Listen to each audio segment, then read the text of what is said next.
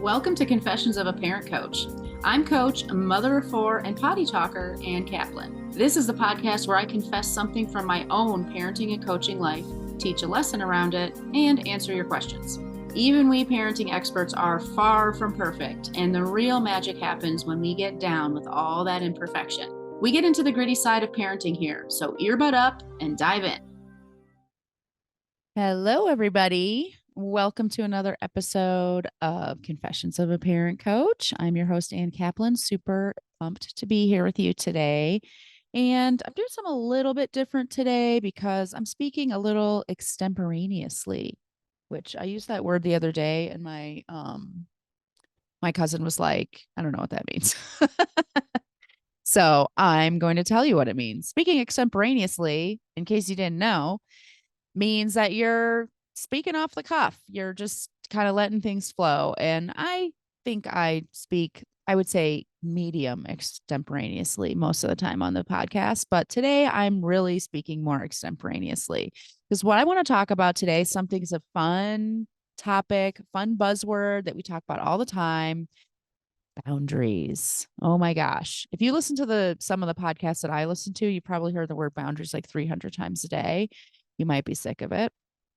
But it's because boundaries are super important. But here's what people don't talk about all the time is why are boundaries important? We hear all the time kids need boundaries, kids need structure, kids need dependability, they need consistency, they need predictability, they need routine. And it is 100% true. I believe in all of those things for very, very clear reasons, not just scientific reasons, but also because that's how I live my life. And I see the evidence that those things are important. But I also think it's a little bit insulting to parents to just tell them, like, this is what your kid needs. How about if we actually back that up and talk about why? Why do kids need boundaries? And just like always, it's confessions of a parent coach, right? So I need to give all y'all my confession. I have to make my confession coming into the confessional when I record these podcasts. So the confession that I have for you is something that has happened subsequently worse and worse with each one of my kids, which is that I expect things from them that are way above their pay grade sometimes, because I'll get used to having whatever a 10-year-old. And then when I have a 4-year-old, I think my 4-year-old can be doing what my 10-year-old can be doing, which is not true. Um, and so that happens quite often. And the reason why I think this confessional is kind of important or relevant to this idea of boundaries is because when I have like unrealistic expectations or expectations that are above my kid's pay grade, I end up not giving them age appropriate boundaries. What I will do is like instead of saying, do you want cereal or eggs for breakfast? I'll say, what do you want for breakfast?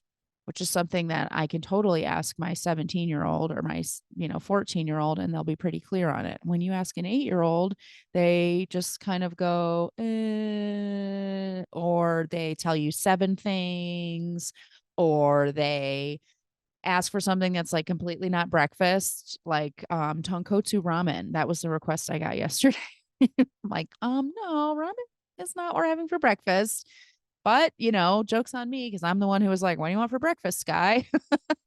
So that's just a super, benign example, but very, true that when we have these unrealistic expectations on our kids where we really aren't actually in that example, I'm not attuning to Sky. I'm not actually seeing who is this person that I'm interacting with in this moment.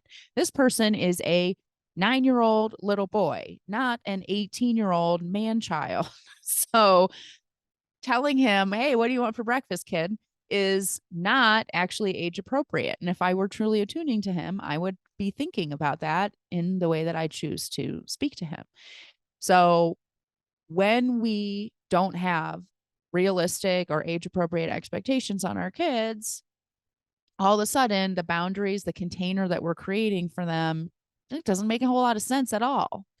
Whether we're talking about something really kind of loosey goosey or not a big deal like breakfast, or talking about something way bigger that might feel a little bit more important, like homework or other responsibilities.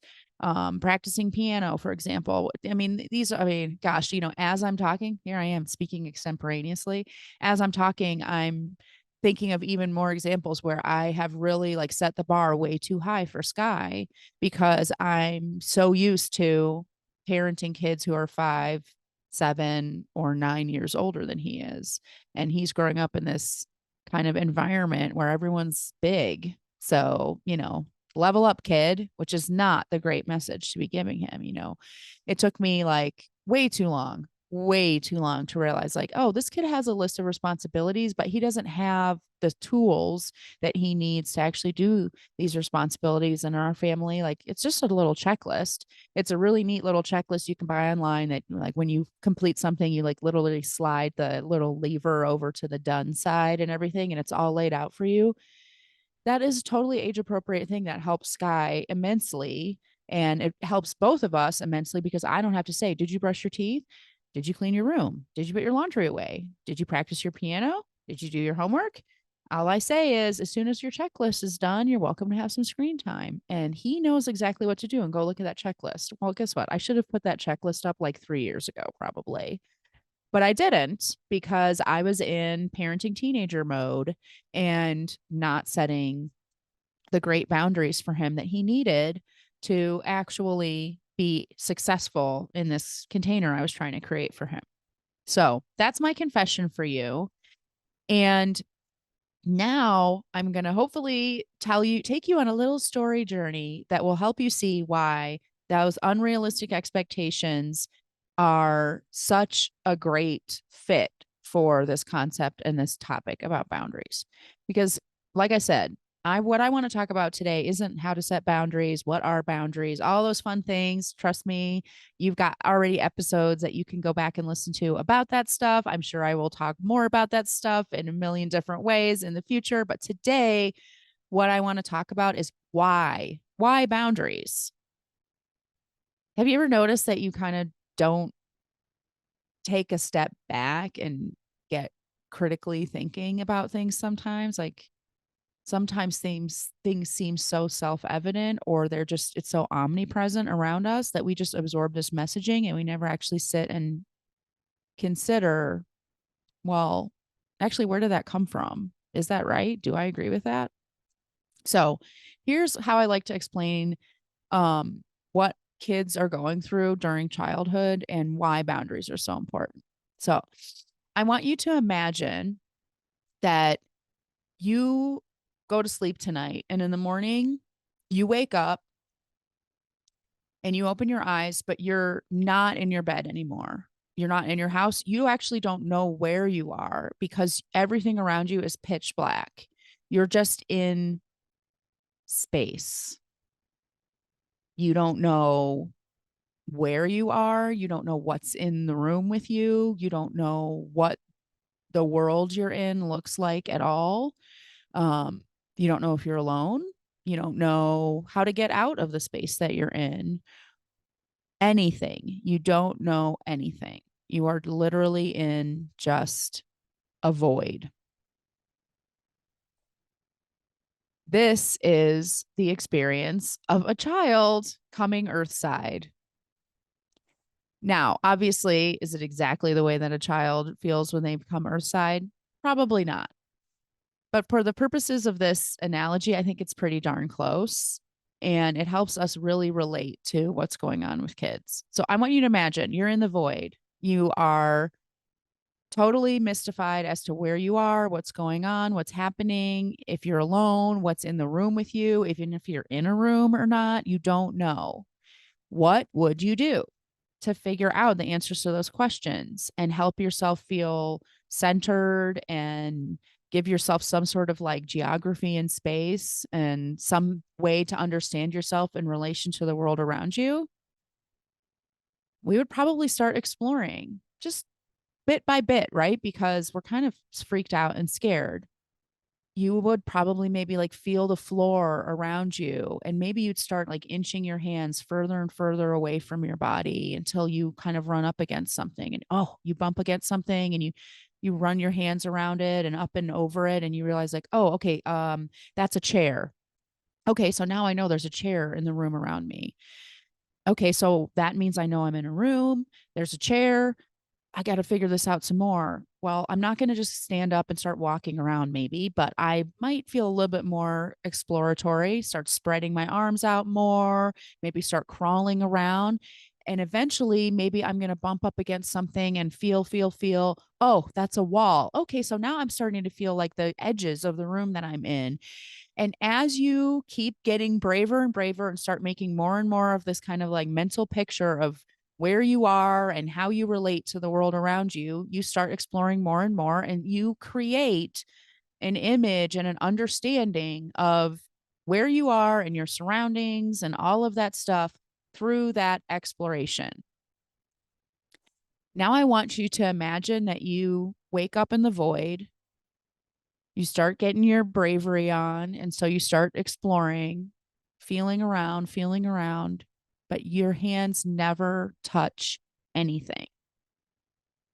No matter how you feel with your hands, maybe you try to use your other senses. I mean, obviously, of course, we're opening our eyes. We still don't see anything. We're listening. We hear nothing.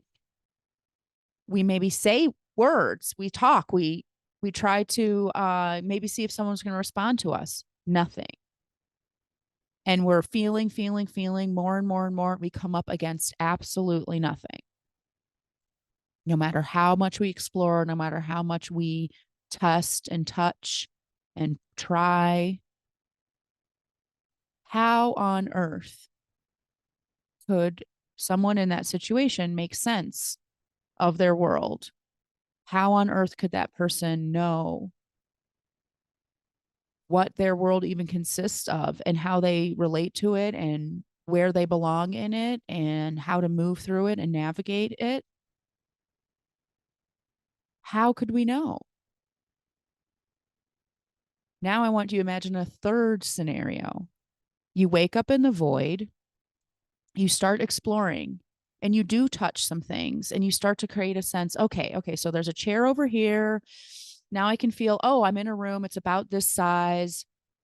Oh, okay, there's a bed over here. Oh, I can even feel a window.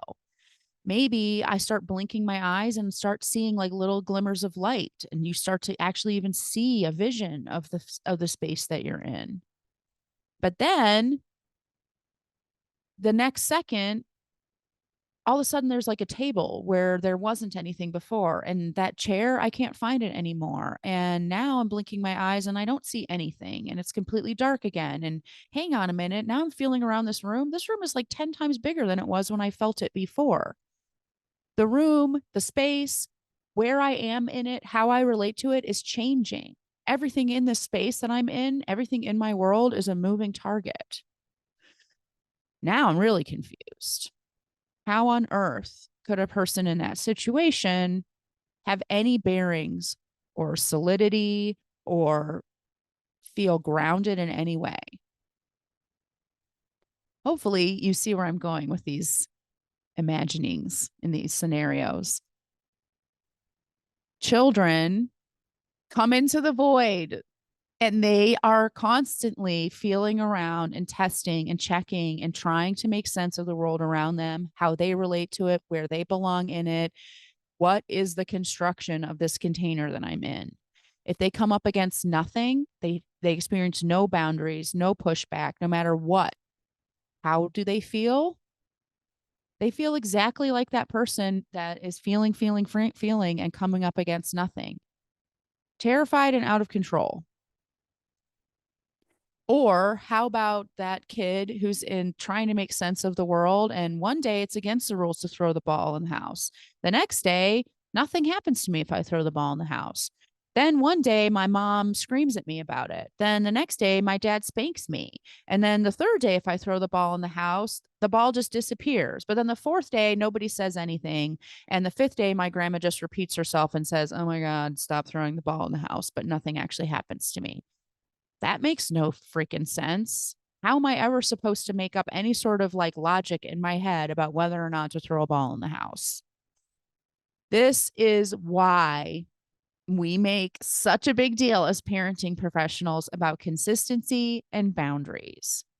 They are not only the things that help kids make good choices. So, over all of our years and generations of parenting, back in the day, we would be talking about boundaries as a way to control our children. Boundaries are a really great way to get good behavior from your kid because they learn that if they throw a ball in the house, then bad things are going to happen to them. So then they're going to stop throwing the ball in the house.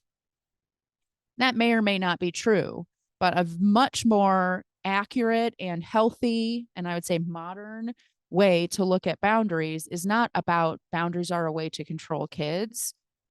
Boundaries are what children need from us to feel safe, confident, reassured, protected, cared for, that the world makes sense, that they actually can use their understanding of the world as a touch point and then go from there, go out from that touch point and that understanding and explore more and learn more. This is literally an extension of attachment theory. So, if any of you all decided to do attachment parenting when your kids were babies, what is that? What is the theory behind attachment parenting? It's as children create a healthy, safe, and strong connection or bond or attachment with their parental figure, that gives them the feeling of safety and security that allows them then to go out into the world and become independent, learn new things, try new stuff, and constantly be growing and learning because they have this home base. Boundaries are the next frontier in attachment parenting. And if you're in one of those parenting groups like, conscious parenting, peaceful parenting, discipline with yes, like there's a million groups out there that put a ton of emphasis on maintaining your attachment with your child, which is fabulous. The actual bones of those parenting philosophies are very, very sound and amazingly wonderful. But what often happens in the implementation of a lot of those concepts is the boundary piece doesn't get put into place. We just keep focusing on that attachment bond without understanding that as children get older, in addition to that healthy bond and attachment with a parent, boundaries are actually a thing that helps them feel secure. They know where they stand in relationships, in a home, in school, in themselves because of boundaries. So I want you to start thinking about boundaries as a gift you give to your kid. They're not for us, they're for them. It used to be we would talk about boundaries as a gift we give ourselves. And they are, because like when you have boundaries in a relationship, you are also way more happy in that relationship. And it's absolutely true to say that when we set boundaries, we are setting the stage for improved behavior from our children. That's 100% true. But I think because we think about it only from the vantage point of the parent, like this is a thing I'm doing because it serves me, we feel sometimes guilty about setting boundaries. We slip into codependent behaviors. My suggestion for you is to think even more about how boundaries are actually a thing that you're giving your child and they desperately need, just like food and shelter and water and unconditional love and tons of affection, boundaries.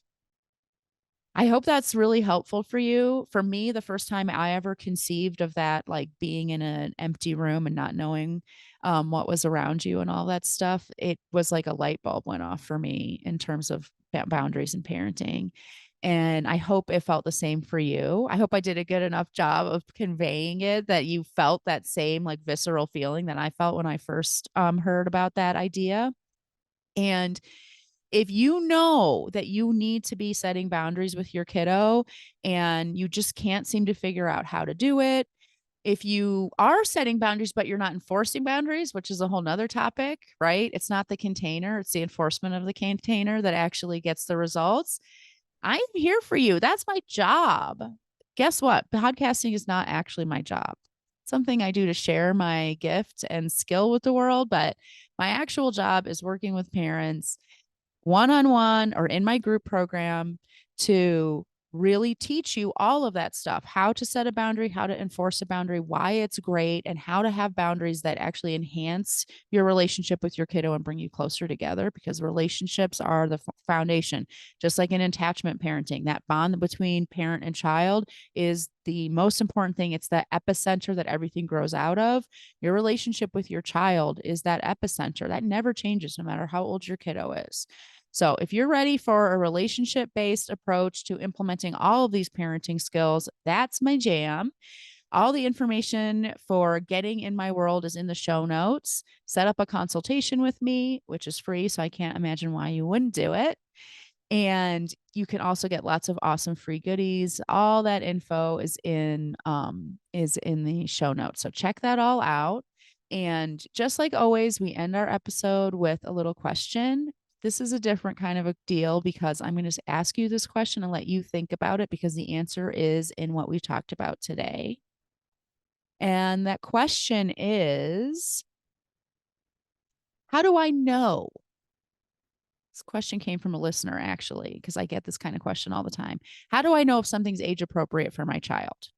And I answered the question when I was telling you my story about Sky. So check that out. I will talk to you guys all next week. Have a great, amazing week, and come back again next time.